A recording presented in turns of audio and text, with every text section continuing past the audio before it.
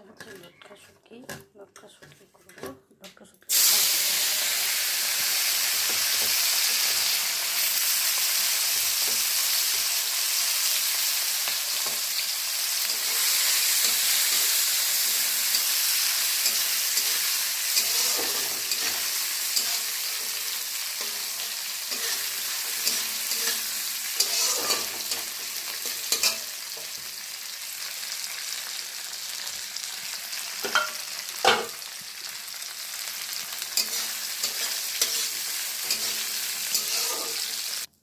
তারপরে দেবো কালি জিরা, শুকনো লঙ্কা।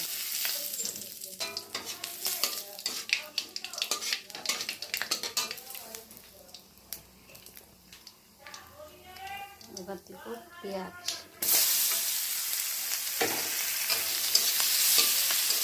পেঁয়াজটা দিয়ে নাড়াচাড়া করবো। তারপর পেঁয়াজটা লাল লাল হয়ে যাবে। তারপর দেবো আদা, রসুন, লঙ্কা, পেঁয়াজ, হলুদ, লবণ।